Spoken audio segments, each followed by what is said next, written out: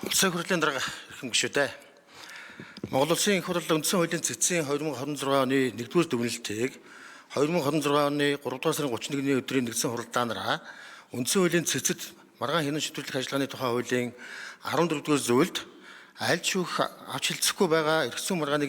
маргааны хэргийн харьяаллыг тогтоолохоор иргэн албан тушаалтан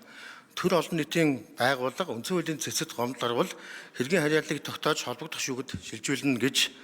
гэсэн нь Монгол Улсын үндсэн хуулийн 64-р зүйлийн 2 дахь хэсэгт үндсэн хуулийн цэц түүний гишүүн үүргийг үүсгэхдээ ганцхан үндсэн хууль захирагдах бөгөөд аливаа байгууллага албан тушаалтан босод хүнээс хараа тус байна. За 70-р зүйлийн 1 дахь хэсэгт үндсэн хууль зарлаг төрийн байгууллагын босод шийдвэр нийт байгууллага иргэний үйл ажиллагаа бүрнээ нийцсэн байвал зохино гэж заасандаа нийцэхгүй байна гэсэн дүгнэлтийг хэлэлцэж уг дүгнэлтийг хүлээмжшүүлэх нь зүйтэй гэж үзсэн. Нийцэхгүй гэсэн дүгнэлтийг хэлэлцэж уг дүгнэлтийг хүлээмжшүүлэх нь зүйтэй гэж үзэн Монгол Улсын их хурлын 5-р тогтоолыг баталсан. Тус дүгнэлтийг хүлээмжшүүлсэндээ холбогдуулан Улсын их хурлын даргын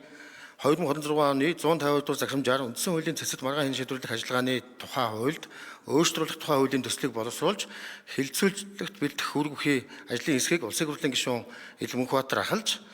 гишүүдэд Улсын их хурлын гишүүн Батбаатар, Батсөмбөрөл, Пүрвдаваа, Тэмүүжин, Уян гишиг Цогтбаатар нарын бүрэлдэхүүнтэй байгуулсан. Ажлын хэсэг дээрх асуудлыг судлан үзэж хэлэлцээд Монгол Улсын шүүхийн тухай хуулийн 25 дугаар зүйлийн 25-ын 7-гийн 4-т хуулиар харьяаллыг тогтоогоогүй эргэцүүн маргааны хэргийн харьяаллыг тогтоох гэж Улсын дээд шүүхийн шүүн төсөл ажиллагааны талаарх бүрэн эрхийг тогтоосон байх тул үндсэн хуулийн цэцэд маргаан хянан шийдвэрлэх ажиллагааны тухай хуулийн 14-р зүйлийг хүчингүй болох нь зүйтэй гэж үзсэн талаар Улсын их хурлын гишүүн Мөнхбаатар танилцууллаа. Ажлын хэсгээс боловсруулсан үндсэн хуулийн цэцэд маргаан хянан шийдвэрлэх ажиллагааны тухай хуульд өөрчлөлт тухай хуулийн төслийг Төрийн байгуулалтын байнгын ороо 2026 оны 4-р сарын 28-ны өдөр Монгол Улсын их хурлын чуулганы хурлын дээгүүр тухай хуулийн 39-ийн 10-т заасныг баримтлан хэлэлцлээ.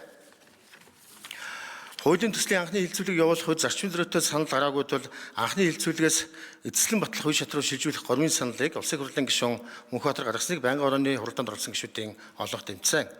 Улсын их хурлын эрхэм гишүүдээ үндсэн хуулийн цэцэд маргаан хянан шийдвэрлэх ажиллагааны тухай хуульд өөрчлөлт тухай хуулийн төслийн анхны хэлэлцүүлэг явуулсан талаарх төрийн байгуулалтын байнгын орооны санал дүгнэлтийг хэлэлцэн шийдвэрлэж өгөхийг та бүхнээс хүсье.